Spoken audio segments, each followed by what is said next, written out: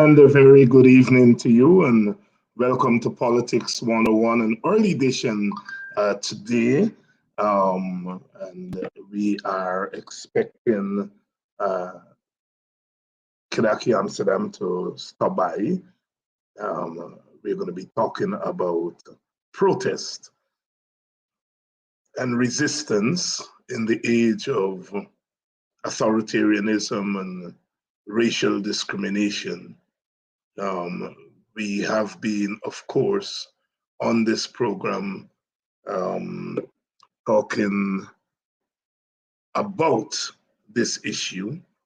Um, Mr. Amsterdam, as you know, has been participating in that protest in front of GCOM, and another protest is planned for uh, the Ministry of Finance, I think. It's a protest against high cost of living and economic discrimination. And so we're going to be talking about those also. Welcome to Politics 101. Welcome to all of you regulars. Welcome to those of you who are joining us from the wider Caribbean, South America, our brothers and sisters there in Paramaribo, Suriname, uh, and French Guyana. How about our brothers and sisters um, in France? Quite a few of you there. Welcome to all of you, our brothers in the islands. St. Lucia really taking a beating from the hurricane, and I know it's landing in the Bahamas. But I know quite a few of us Guyanese are in St. Vincent. Some of us, some of you have been joining this program. We want to stand in solidarity with you. Living in the Caribbean is always a challenge when it comes to natural disasters, hurricanes. We have had the situation in Montserrat with a volcano there. St. Vincent, I understand, took a beating recently too. But our prayers and our thoughts go out to the people of St. Lucia, one of my favorite Caribbean countries, to the Guyanese who live there. We always, when these disasters hit, sometimes the entire island is devastated. In Guyana, the other day, we know we felt the effects of the hurricane in Guyana. I've been told that the lightning and thunders, people who have lived, who are in the 80s, have said that it's the worst. It's the worst that they have felt in Guyana. What happened there a couple of days ago. Natural disasters. Welcome to Politics 101. It's the day after, the morning after, in the United States of America, of course, elections last night. And lots of Guyanese, majority of Guyanese, supported the Democratic Party. And I would imagine those who could vote voted for the Democratic Party. And unlike what the polls have been saying and what scholars have been saying, the outcome of the elections have not lived up to those expectations.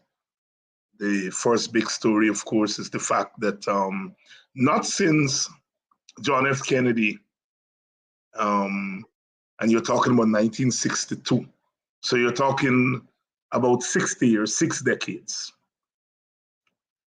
And for those six decades, we have had settled theory of American election, and that is that the midterm of a sitting president results in a lot of big losses for that president. And that theory held for 60 years. And so the first big story of the American election there last night, yesterday, and was that 60 years of theory was defied by the voters yesterday. So critical mass of voters turned out for the Democratic Party, and the party was able to avert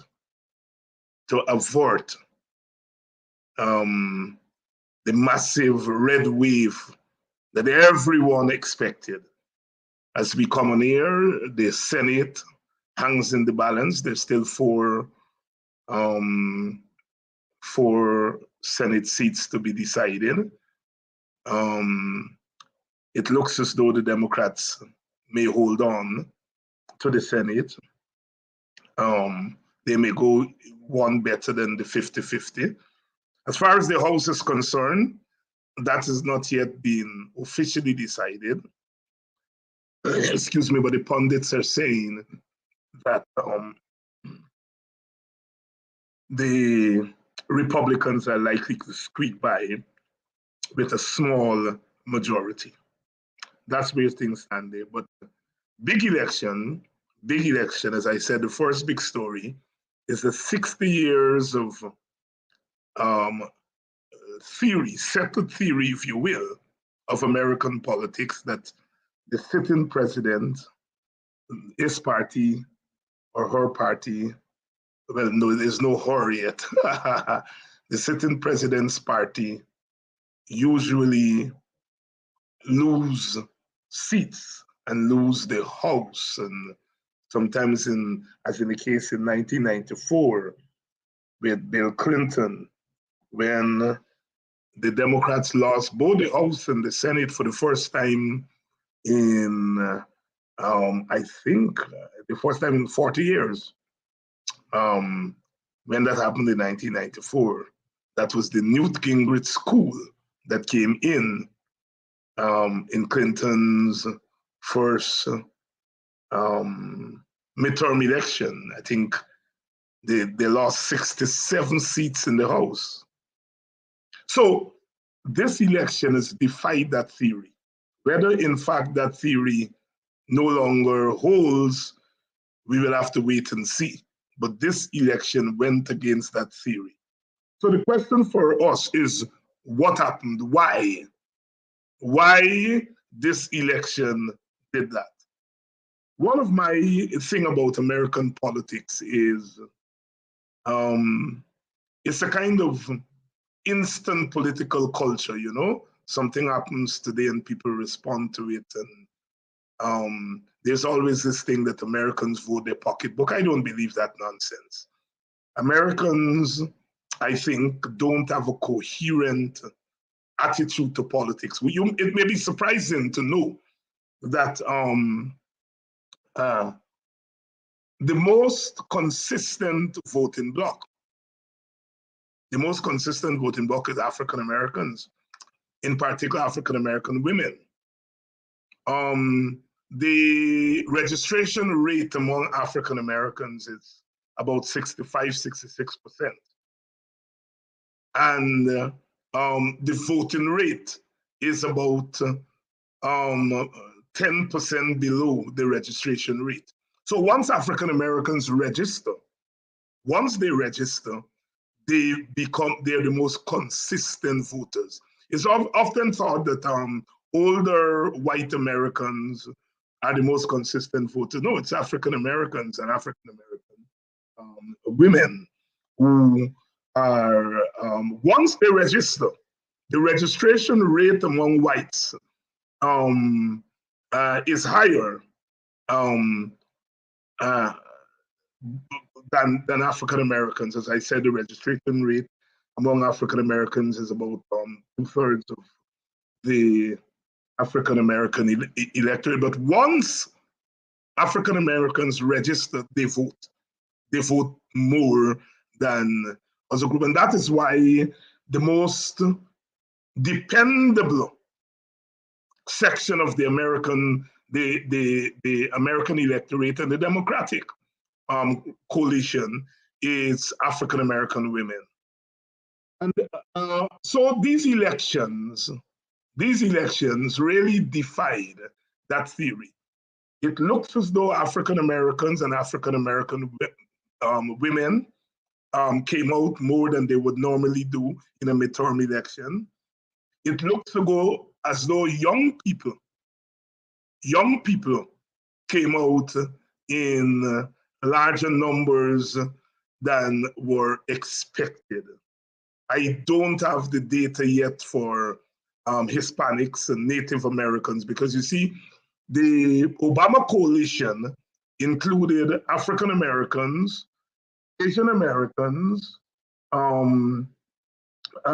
Latino Americans, young people, including young whites, and Jewish voters. 80-something% Jewish voters voted for Obama in 2008. It was a little bit less in 2012.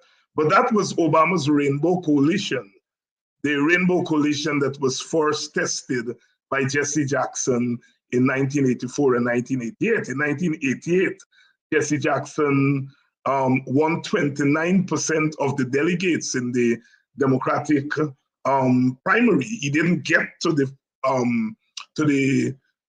general election stage, but Obama got there, and Obama used the same Rainbow Coalition and was able to win with that coalition. The question is, are we seeing a new coalition now under Biden? We already talked about African Americans, in particular African American women, young people. Is the Obama Rainbow Coalition being assembled again? Because that coalition disintegrated somewhat when Hillary Clinton ran. African Americans did not come out in the same numbers for her. Young people did not come out in the same numbers for her. I think Native Americans and Hispanic Americans did not come out in the same numbers for her, and so she was rolled over by Trump. Biden reassembled a coalition. It depended a lot on the African American vote. And so are we seeing the reassembling of the Obama coalition? We'll have to watch the data to see. But it was a good night for Democrats. I do not buy the argument that it was a good night for American democracy, because the Republicans did well and are likely to take one house. So there is still a critical mass of Americans who have refused to punish the Republicans for what they did on January 6th, who have refused to punish the Americans, the Republicans, for the manner in which they've conducted themselves since Obama's election. Because we are still feeling the backlash from Obama's election. And so I do not believe it was a victory for American democracy. I think the jury is still out on American democracy. If one makes the argument that January 6th represents an assault on American democracy, well, the party that was party to that assault was in some regards gifted one house of the Congress. I would buy the argument that the elections represented a victory for American democracy if the Republicans were whipped badly, but they were not. Yes, the Democrats did better than was expected. And I think part of it had to do with the fact that ideology played an important role in this election.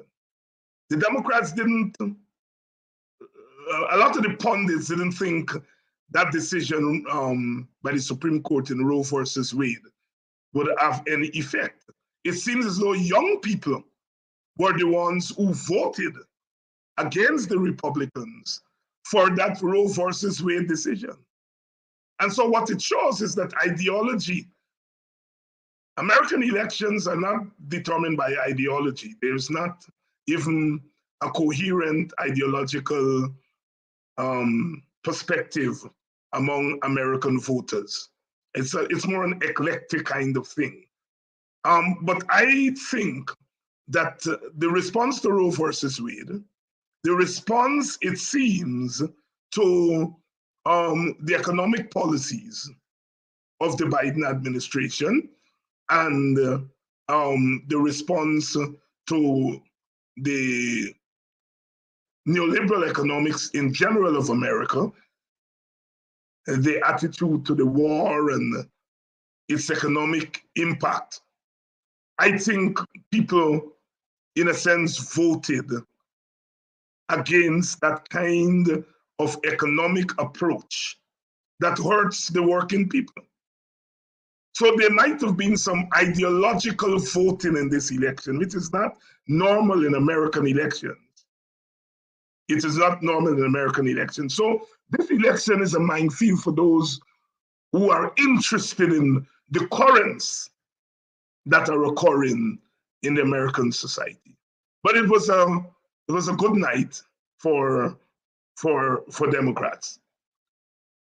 Letitia James, whom the PPP and its acolytes in New York, and some of them, Freddie Kissoon had a big, bold deadline. Letitia James would lose the election because she committed suicide and, she sided with Rickford Burke and she meddled in Guyana election and she was going to be whipped for that.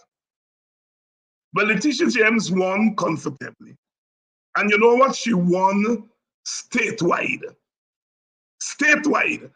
I saw some of the fools were saying she's the Attorney General of New York City. They're so ignorant.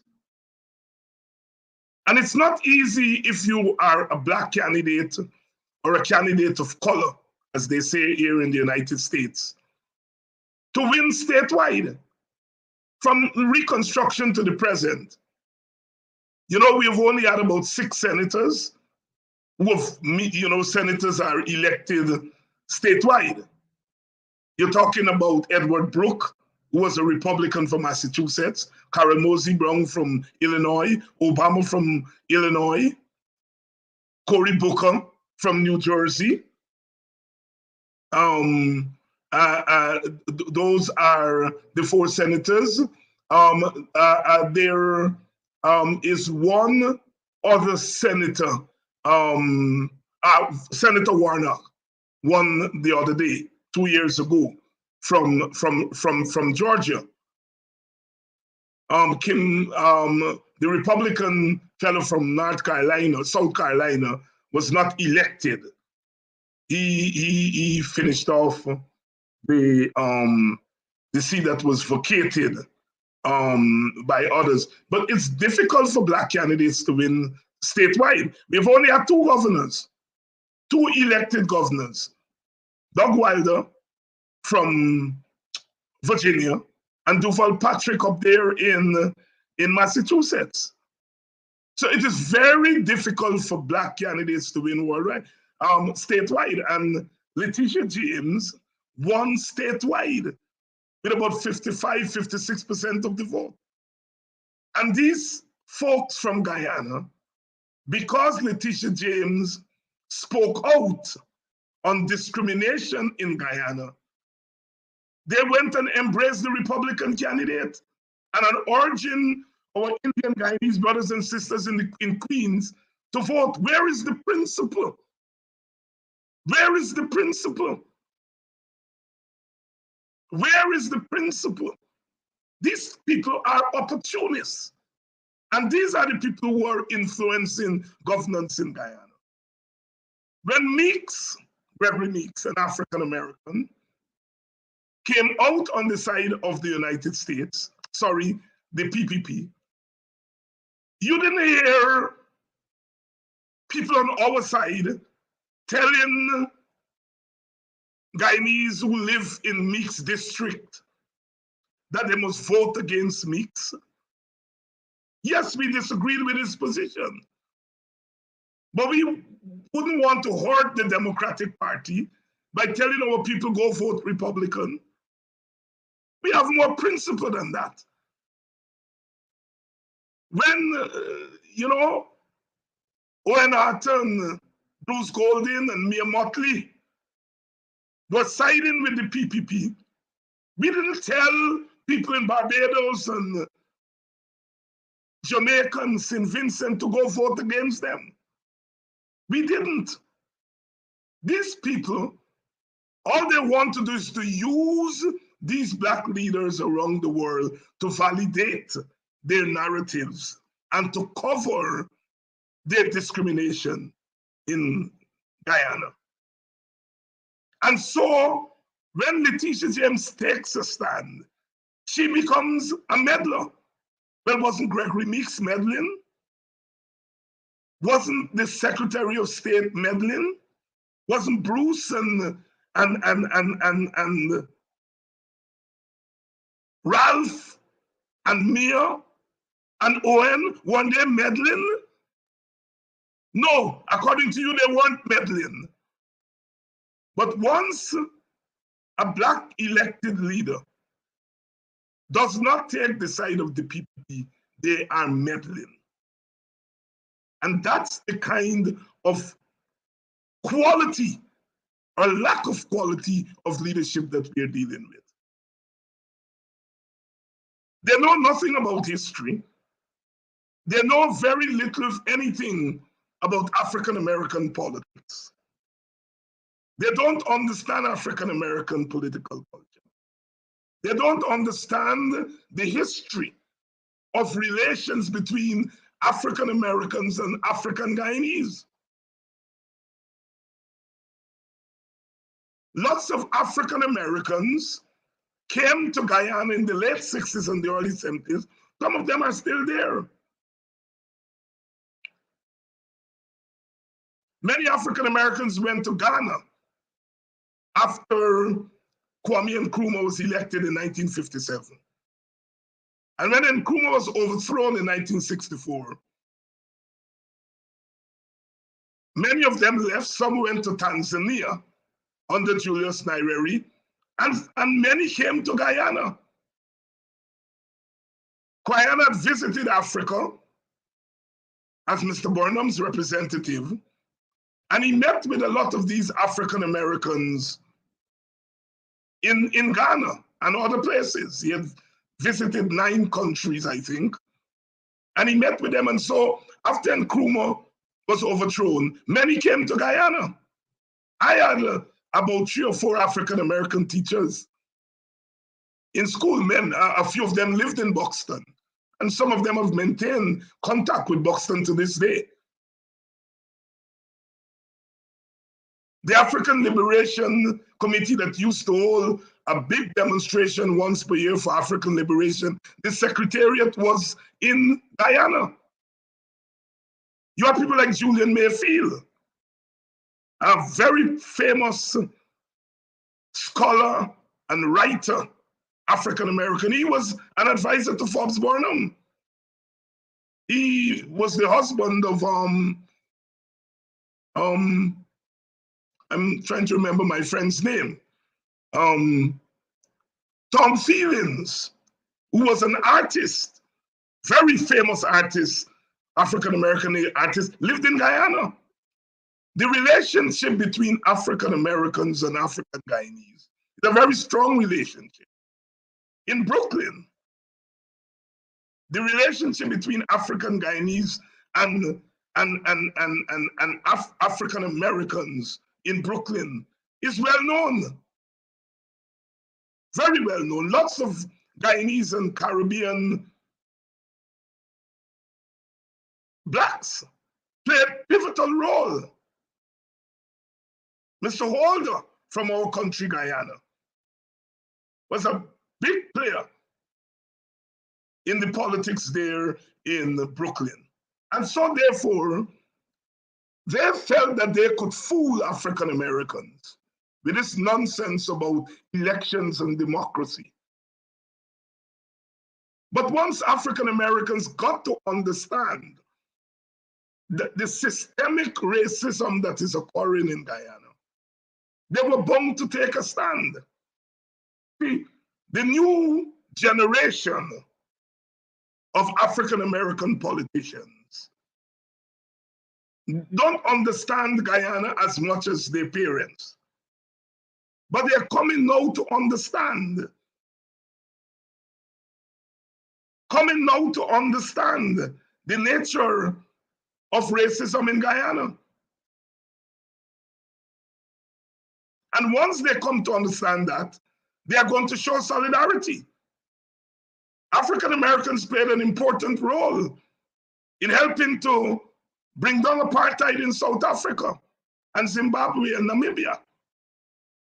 African Americans played an important role in helping to bring down the baby duck in Haiti. So there is a global Pan-Africanist tendency among African Americans, and that is what Letitia James was expressing at that town hall meeting. And these fools do not understand that. They know nothing about African Americans and African American politics. The theory of the link fate, that regardless of where we are, our fates are linked. And so it was only a matter of time before African American leaders found out the PPP. And now they're scared. I said it once and I'm going to say it again. I don't care how much you disagree with Rickford Burke. You may not like his style. You may not like his boldness, but he's a brave chap. And he is prepared to do what many activists are not prepared to do, and that is to bang down the doors where he lives and get them to pay attention to Guyana. And that is why they want to criminalize that brother. They want to do all kinds of things. How you calling a man, he's a criminal, and the man has not even been charged with any crime. There's a wanted bulletin for him for your nonsense. The man has not been charged with a crime. The man has not been found guilty of any crime in Guyana.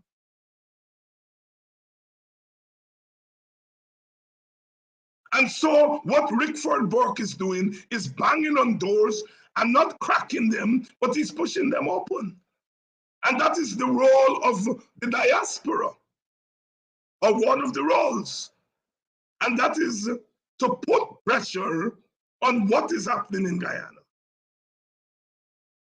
by opening the eyes of the wider world. America is pivotal. Those of us who are anti-imperialists may not be comfortable that a foreign country is playing such a major role in our country, but that's where our politics have gone. America was pivotal in installing the PPP. They could give the PPP legality. That is, they were installed based on the laws of Guyana.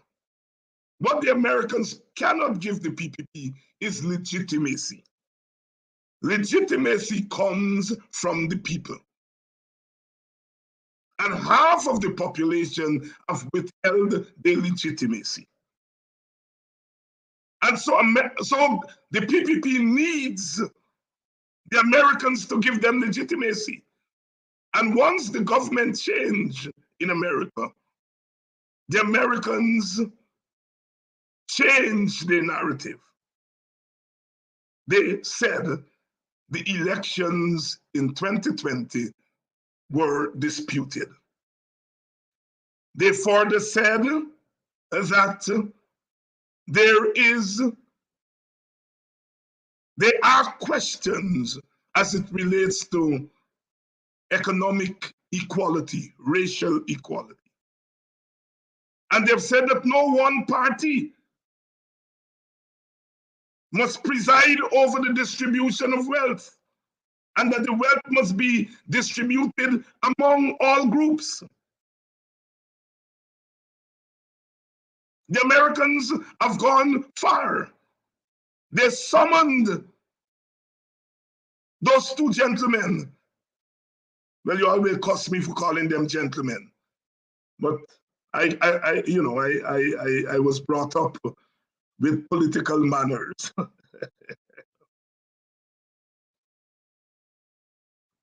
They called them to Washington, and the vice president dressed them down. The Secretary of State dressed them down. The Black Caucus stopped them. They badly want that legitimacy from the Black elected officials. Because if they get it, they're going to be able to say to us Black people, look, all your brothers and sisters in America siding with we over all you. They always feel they can manipulate Black people. This is nothing new. White people feel so, and it seems as though those people in the PPP feel the same way, that they can manipulate Black people, you know. I was saying this morning that I heard Nanda Gopal, good brother, very good brother. He spoke so glowingly for more than half an hour about his admiration for the WPA people and how much we contributed, and that he would take a bullet for what he would have taken a bullet for Walter Rodney. He talked about what Guyana did for him personally and for the union. He talked about what Clive Thomas did, worked for the union and didn't take money. He talked about some of us, younger members. But he's angry at us because we did not give our blessings to their narrative that the elections were rigged in 2020. They badly wanted our blessings because if they got our blessings, they will say, here are good WPA people who say the elections are rigged, and they wouldn't care about the PNC and others. You know, divide us. But we didn't give their narrative the blessing. In fact, we have never said who won the election because we don't know. We are waiting on the petitions which are being blocked. So we may never know. When two sides are accusing one another of rigging, if you're independent, you don't take a side. You say, let the evidence go before the courts and let the courts decide what happened. Instead of taking the matter before the court, the PPP is taking the matter before a commission that they put together. You know, this morning on Kidackie show, I made a revelation that some of us had forgotten. The PPP is jumping up around the place about statement of poll, as if somehow statements of poll are sacrosanct. In 2015, they found fake statement of poll among the GCOM statements of poll. Who put them there? Who put those fake statements of poll? At GCOM, Lewinfield and the others were able to look at it with their naked eye and say, no, something wrong here. When they put it under the technology, they realized it was fake statement of poll. If the PPP was able to sneak fake statements of poll into GCOM, why do you think this statement of poll that they're telling me that they get is not fake too? Because you can make fake statement of poll. That's what they did in 2015.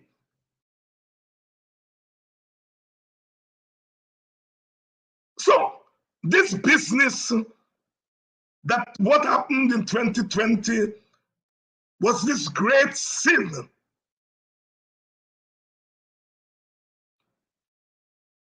Is a hoax. You know, I want to say to Nanda Gopal, Nanda, we disagree. We disagree on what happened in those 5 months. We have different narratives, but you're still my brother. But you don't see me and other WPA people as your brothers anymore because we disagree on what happened in those 5 months. Nanda, I have never heard you make a statement condemning extrajudicial killing of Black people. Should I strike you off my brother list because of that? You have not made any statement and you have not stood up. You have not written the American government as you did on elections. You have not written them on the murder of Orrin Boston, on the murder of Quinton Bacchus, on the murder of Peter Headley. Should I strike you off my humanity list? No. Extrajudicial killing is not important to you, Nanda Gopal. Because your people are not the victims of extrajudicial killing. That's why they don't like me, you know, because I just carry them to the racial thing that they try to hide. We are racial beings. We are gender beings, we are class beings, but we are racial beings. Nanda, did you write the American embassy on extrajudicial killing? No, you didn't. Should I hang you high because of that? No, I understand that the Indian instinct does not make them automatically make the human rights of young Black men an issue. The issue for them is election. Democracy for them is election. I'm not saying election is not important, but they reduce democracy to election. Extrajudicial killing, human rights violations, ain't got nothing to do with democracy for them. And you're a trade unionist, an excellent trade unionist. The other day you called for increase in wages for sugar workers. What about the back pay that government in Guyana owes to public servants? Don't they deserve? Nanda, I don't hear you on the mountaintop urging the PPP. And you are a minister, in the PPP to pay public service.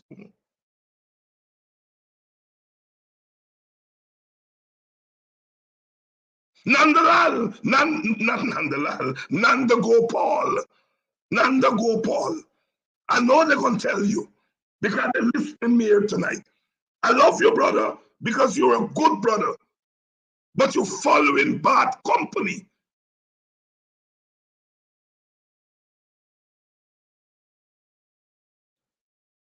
Nanda, I don't hear you on the mountaintop witnessing for the black communities where the roads are terrible when you compare them to the roads in the Indian Guyanese community. Nanda, I don't hear you on the mountaintop crying down the PPP for taking away money that was passed by the National Assembly for equality. And those things are not part of democracy, too. Apparently not for you. Should I, Nanda Gopal, come to the conclusion that because you didn't stand up against extrajudicial killing, you didn't stand up for wages, better wages for the public servants, you didn't stand up for better roads and infrastructure in the black community, you didn't stand up for the money that was taken away from Ipadaji, should I believe that you are less than human? Just as you believe that me and my brethren and sisterin of the WPA are no less than human because we did not validate your narrative of the election. Nanda Gopal, I still love you, brother. I still love you. But like Naim Chan and Freddie Kissoon and all the others,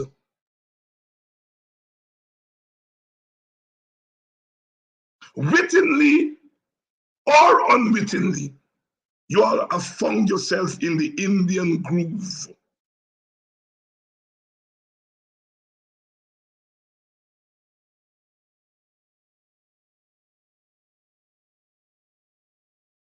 The Burnham era is the Indian narrative of suffering.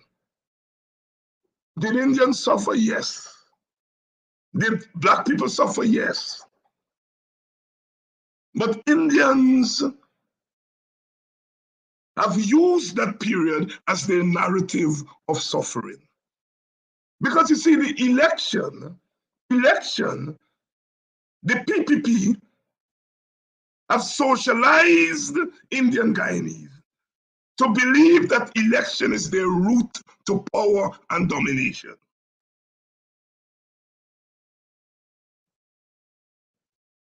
You see, they are agents of socialization. The political party, the religious organizations, and the family are the major agents of socialization among Indian Guyanese. On the other hand, African Guyanese, the political party, yes, not the religious organizations. They don't socialize black people politically.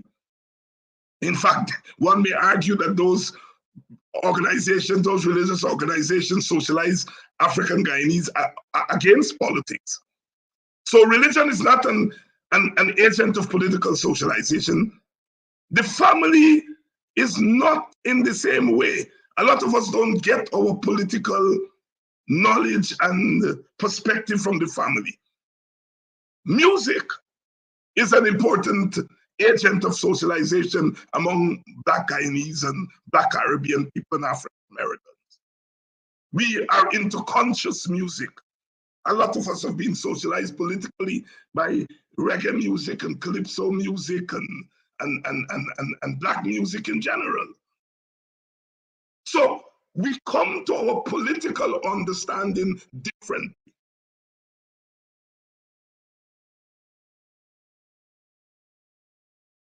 So therefore, elections are important.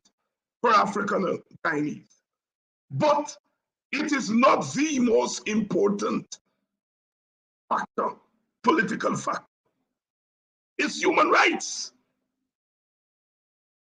Having been chattel for 200 and odd years, having been property for 200 and odd years, having been non-human in a legal sense, then the right to life is important for African Guyanese. Elections are important. I'm not saying that African Guyanese do not believe elections are important, but the right to life is more urgent because our lives have always been at risk. Our lives, the plantation is gone, but Bob Marley says, no chains around my feet, but I'm still not free. Because the scars of bondage still persist. We are still being hunted and shot like a dog, according to Brother Martin Carter.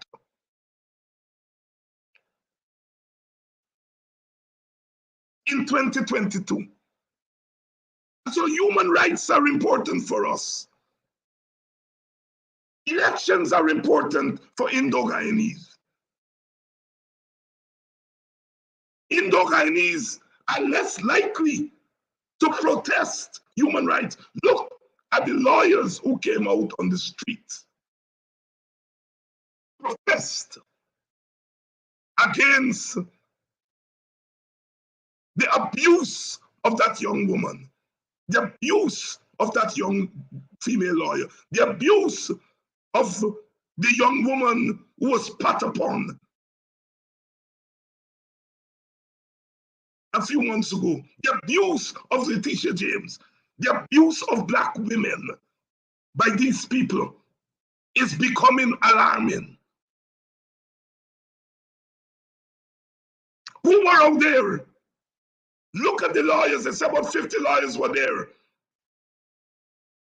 Over 80% of them, you have to look to see, good to see an Indian face. Where our Indian sisters and brothers lawyers? Where were they? They're lecturing us about election. Where are they when their sister lawyer is abused? They're nowhere to be seen. It is not a priority for them.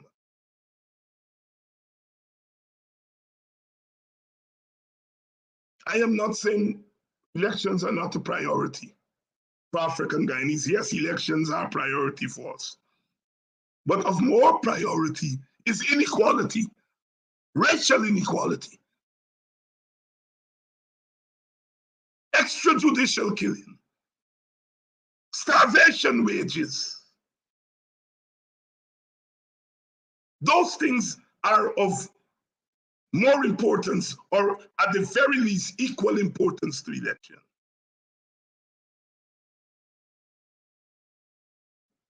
So, Brother Nanda Gopal, you have joined the rest of them to say to me and my brothers and sisters in the Working People's Alliance that we are no longer worthy of your love. Because in a disputed election, we didn't take your side.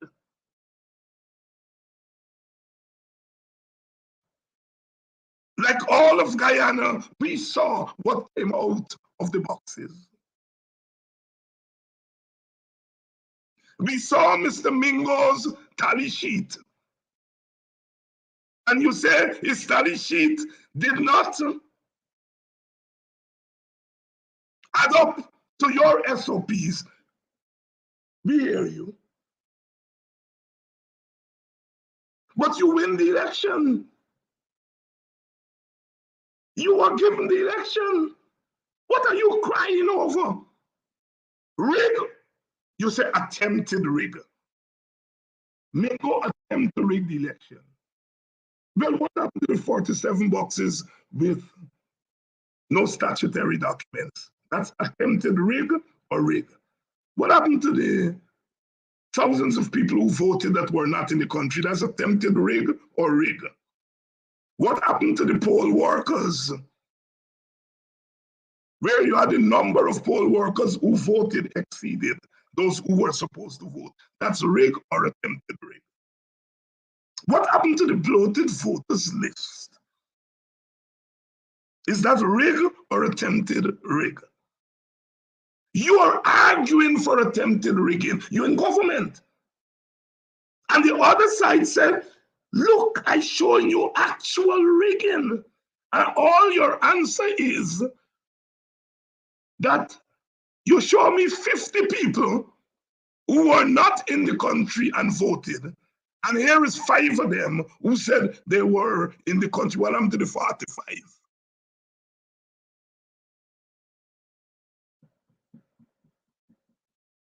In that situation, where both sides are pointing fingers, both sides should be eager to let the court of law see the evidence. You asking the PNC about statement of poll. This GCOM statement of poll, the court has it. The court better go through and see if they find any fake statement of poll there. Your statement of poll and the PNC statement of poll don't determine the outcome of election. It's GCOM statement of poll. And GCOM, by agreeing to a forensic audit, made the statements of poll redundant, null and void. The statement of recount is what you all determine the election by. So why are you all talking about statement of poll? You see, we've got to talk the truth, and we've got to counter the narratives. These people are using the power of the state to advance their narrative. We are using the power of the people. Assemble wherever we can assemble to speak truth to power. Speak truth to power.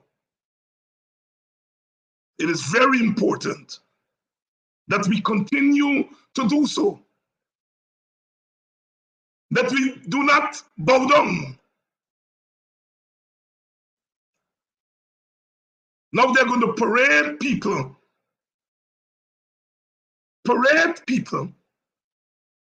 in front of those judges. Kidackie Amsterdam now realized that he's supposed to join me. He should have joined me at the beginning of the program. He now realized he has to join me when the program almost finished, but I'll bring him on. Good evening, Dr. Hines. Good evening, viewers. The audience who you owe an apology. I know. You didn't give me a chance right now, man. I apologize for my tardiness. I left. I went out to do work for you. And so as a result, I got back here now. Viewers were able to see the court proceedings and so on because I went out to get that done. And I got caught up and so on. So my apologies. Right. Okay. I think they've accepted your apologies. So you have been out there protesting in front of GCOM. Prior to that, last summer, we had some protests on the East Coast. So you have become known as a protester. I don't like the term protester. I prefer to use the term as someone who engages in resistance. It obviously means that you see resistance as an important aspect of your political praxis. That resistance and protest are inextricably linked to political activism and the political process. Tell us if I am right in my assessment. Tell us, walk us through how you arrive at making protests central to your political praxis. Because a lot of people say, I ain't going out and protest because it don't change nothing. All right? But you go out there, even in the hard go off a season. What is it that drives that approach? I say to people all the time, and it's one of the things which informs my attitude, especially to the PPP government. And that is, if you fight the PPP in silence, you're going to lose. The PPP likes when you stay within and you fight. Even people from your own camp, I always remember when I called out Daniel Siram at the Region 4 RDC for things that I believe he ought not to be doing. He said I could have visited him and we could have spoken about it across the desk. I believe that when you approach political issues in a hush-hush manner, it is much more difficult for you to get the kind of result you're looking for. And so while there are the diplomatic routes, I believe you can use the diplomatic routes, but sometimes you have to fight on all legs, like I say.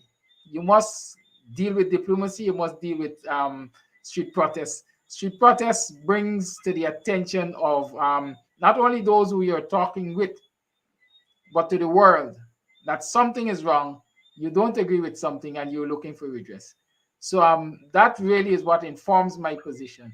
For example, with the elections petition and so on, I've always maintained, go through the formal system of the courts, but you have to put boots on the ground to say or to send a strong message. We are relying on the formal system, but we're not going to rely on that alone. And so that is what informs the way I approach my political undertakings with protest. And if you were to do a kind of self-evaluation of the protests that you have been holding, in terms of their impact on the process, in terms of their impact on the opposition overall approach to the government, how would you evaluate? How would you rate the outcomes of what you've been doing? I think they have been highly impactful. Highly impactful. Listen, I usually say when you're not making sense, nobody pays attention to you. The amount of attention we have gotten as a result of protest says to me that what I'm doing is making sense and it will continue to make sense. I can start by just reflecting on the earlier protests outside of Buxton. We can talk about the most recent protests outside of Buxton that had the government scurrying to come to Buxton the same day we had protests, resulting in 25 bridges being done in Buxton. The fact that the government had its oppressive arms resort to 1955 law to try to get me off the street from protesting says that we are having an impact. The fact that they try to discredit people like myself, yourself, Rickford Burke, Mark Benchcap, giving us all kinds of negative labels, says that we are having an impact on them and they're trying to negate that impact. Up until now, I don't think they've found the formula to do. So, in short, we are winning.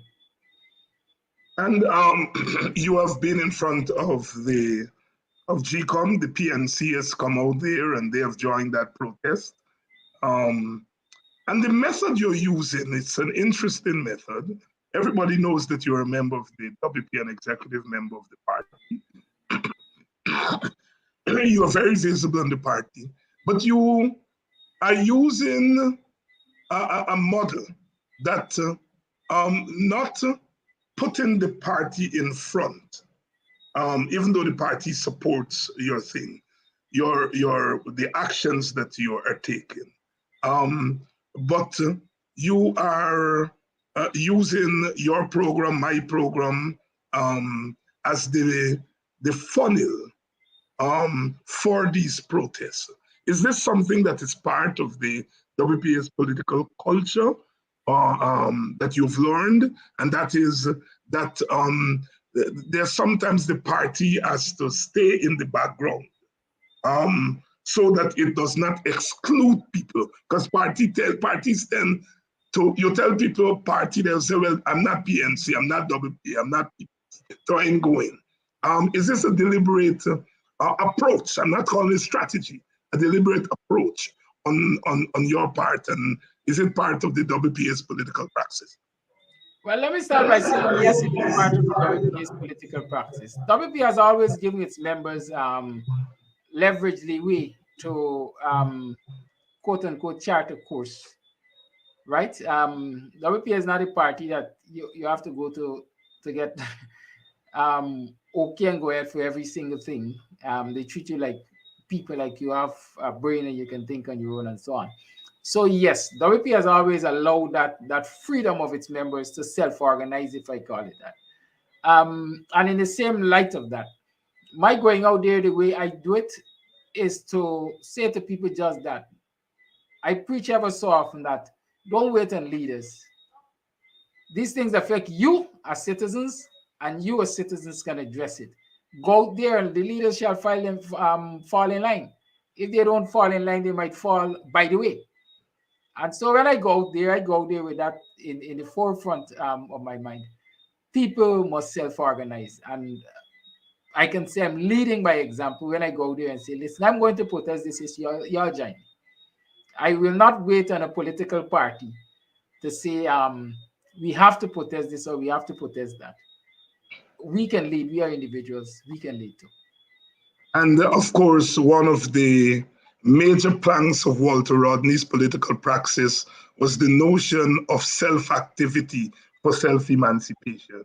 He always felt that people should organize independently of political parties, because if they organize independently and they win their freedom for themselves, they will be able and they will cherish that freedom more. He used to say that on the platform that if somebody comes to you and hands you freedom today, tomorrow they can come and say, give me back that freedom that I give to you.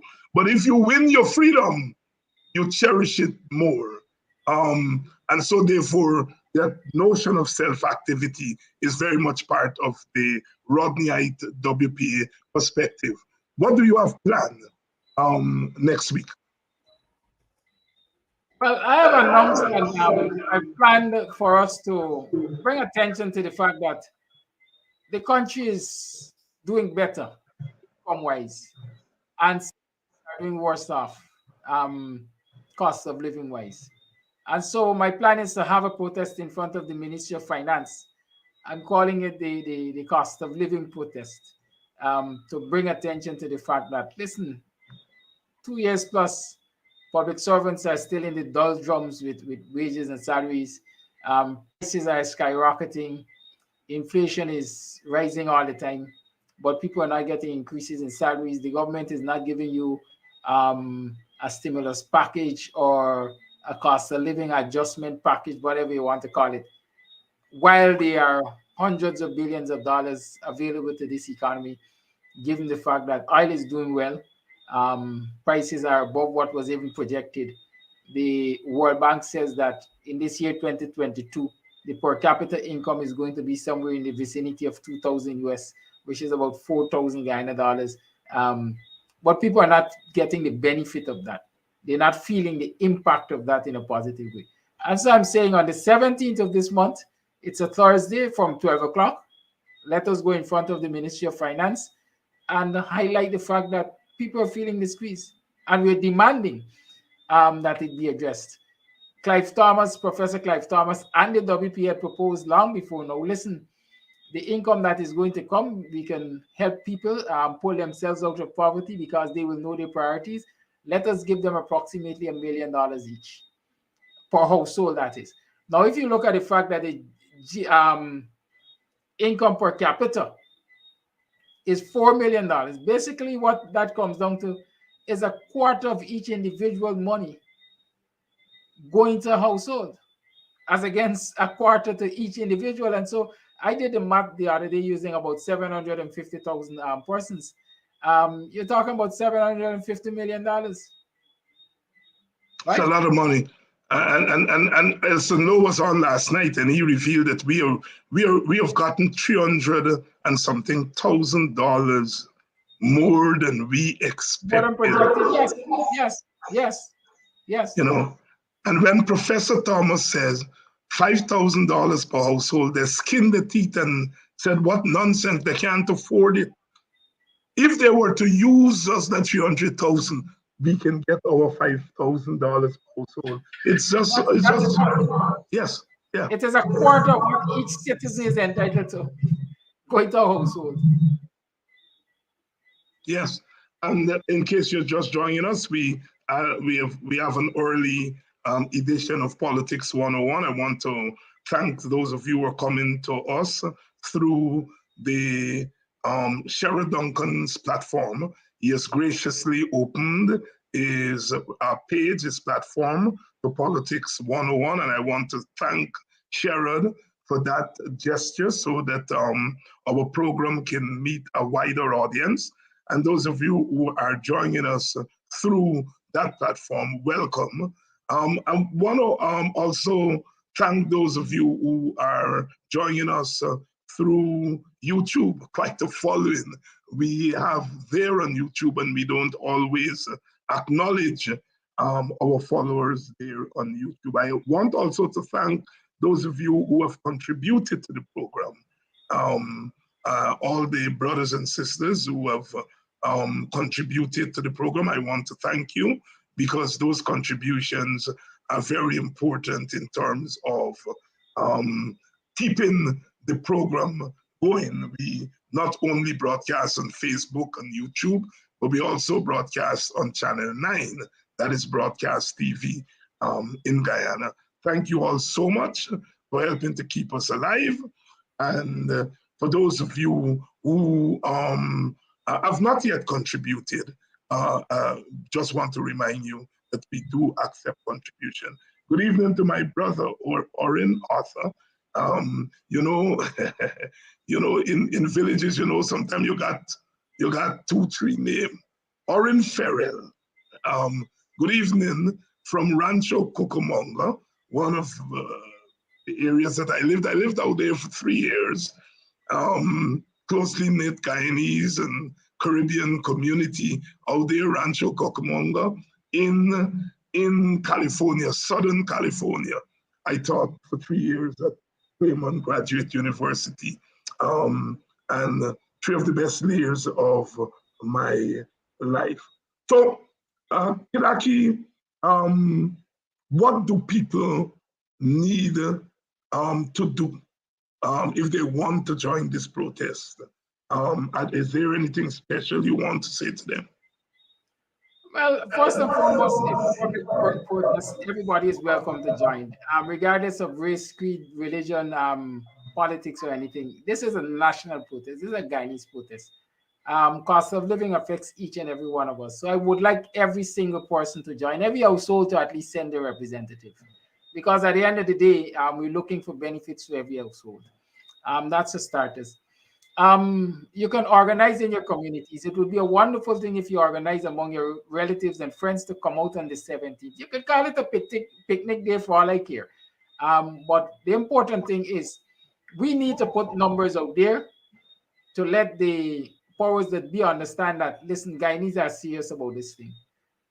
You don't want it to appear as though it's 20 disgruntled people. As I like to say, I don't want them to have the opportunity to say it's 20 of them people from APNU that vex that they lose power and then getting the cushy job and this and that, making a fuss. I would like us to be out there in our numbers to show that this is a national concern, because I truly believe it's a national concern. If you need flyers to help to organize the effort, contact me. I will send you a copy of the flyer, which you can then reproduce. Or if you want me to reproduce them and get them to you, contact me. I can do that.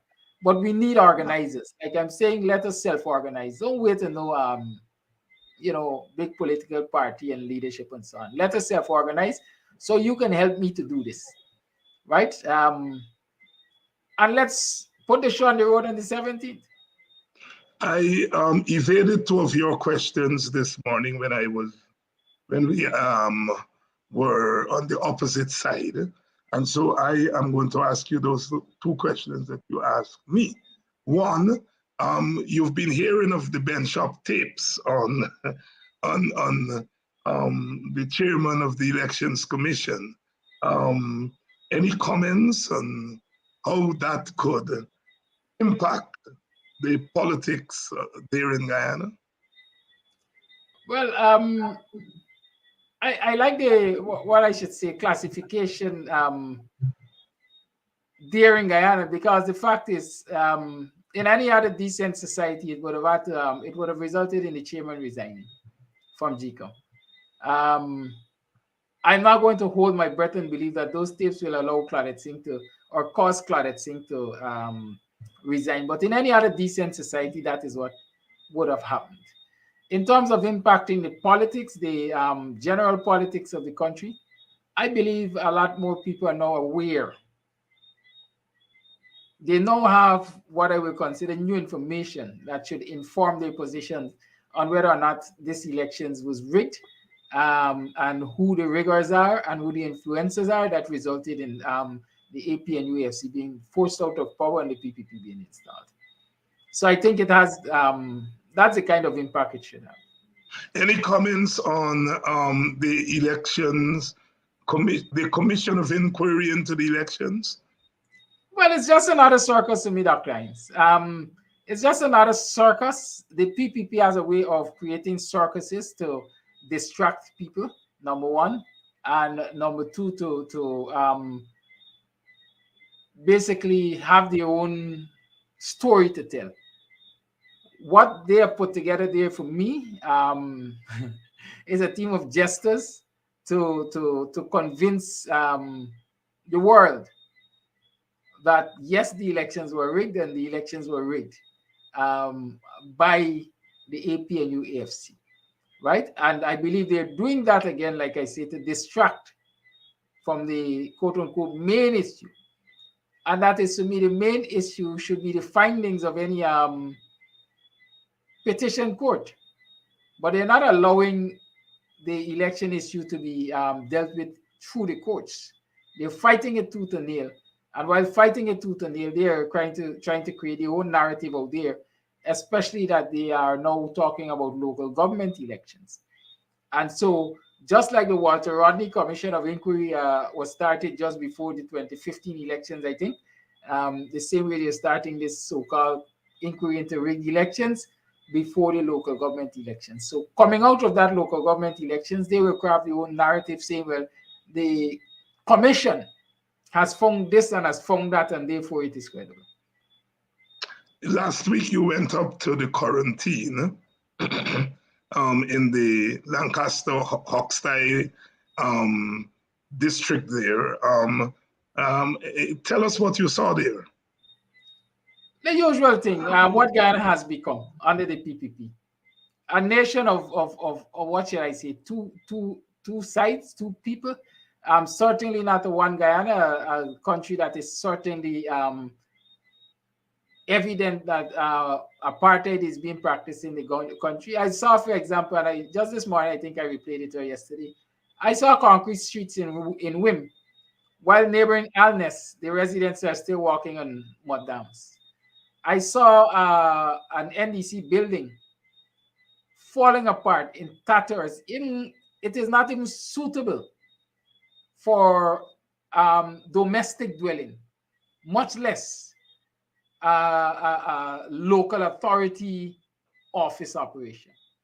I saw that. I heard the representatives, the chairman and council, talking about asking the government for assistance using their subvention, $5 million subvention, to do some kind of work that will make the building more habitable.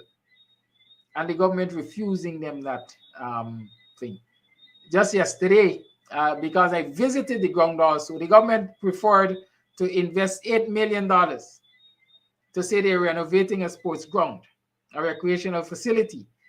And just yesterday, I saw a video where the chairperson complaining about the standard of work that is being done at the ground, the fact that they removed zinc sheets from the fence and are now replacing that with a poor quality, poor standard chain link fencing. Whereas in other communities, of course, we know the quality of work. So what I saw in Wim, what I saw in Oxtyle, Lancaster, is just what we've been pointing out across the country, apartheid. I saw, for example, again, the Alness access, the access dam to the Alness backlands, where folks were planting rice and so on. I had the interaction with one young Afro-Guyanese rice farmer who said to me that, look, this dam has been breached and I have a crop that was due for reaping 4 months ago. I couldn't reap it because I can't access because of the breach in the dam. It means I've lost the crop, approximately $4 million in investment, $5 million perhaps aftermarket. I've lost that. We have made approaches to the RDC. The RDC chairman is David Armagon. He doesn't even visit the area. He has offered no help whatsoever.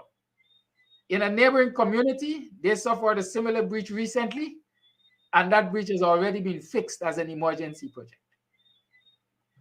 That's what I saw in Boris.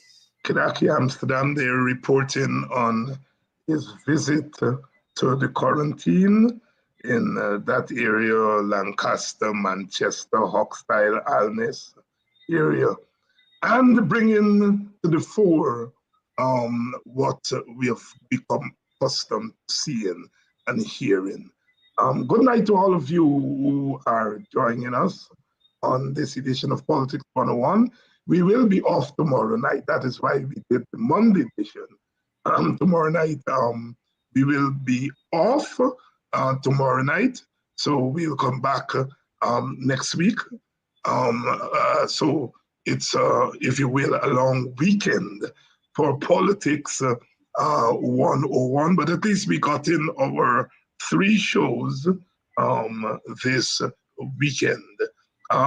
Good evening, Desiree, who is part owner of these programs, Politics 101, one of our very, very fervent and loyal supporter.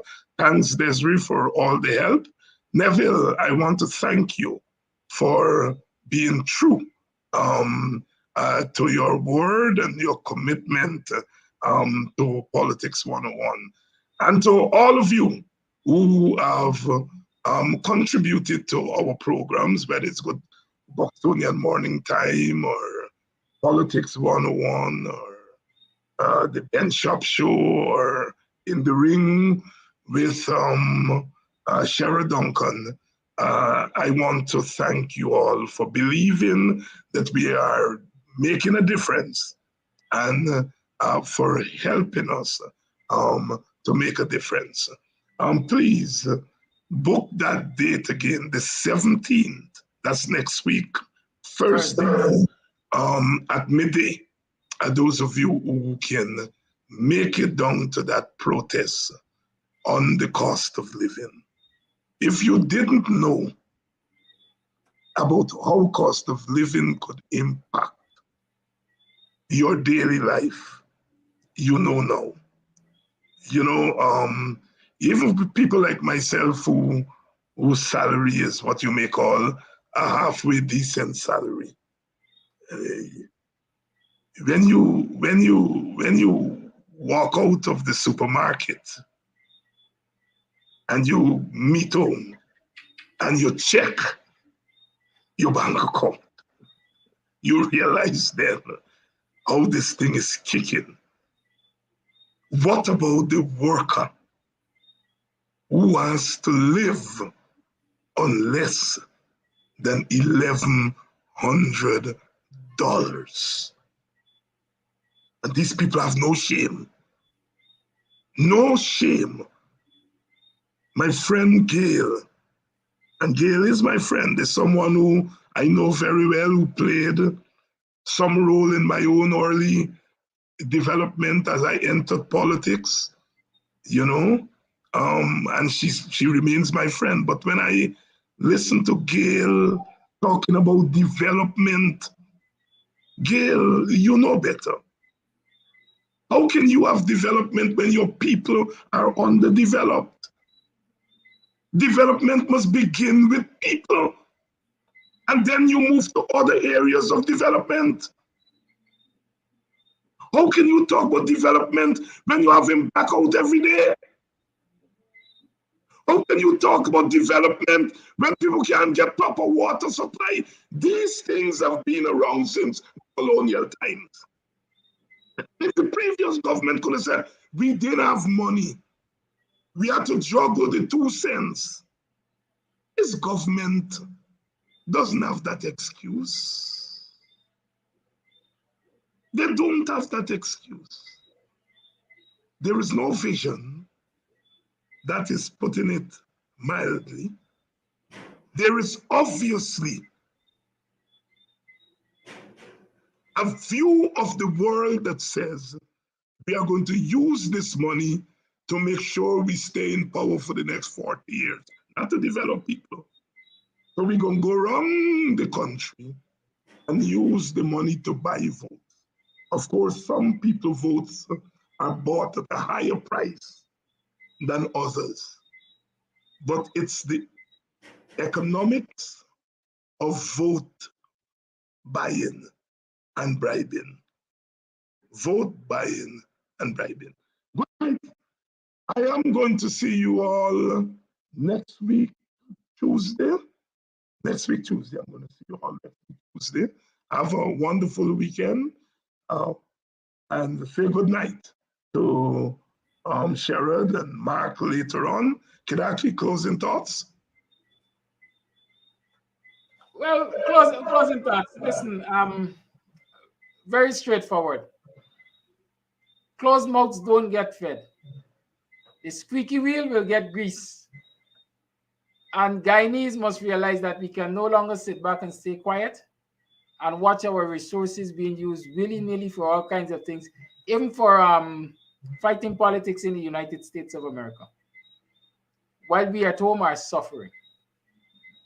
Our children are not getting enough, our parents and teachers are not getting paid enough, public servants are not getting paid enough.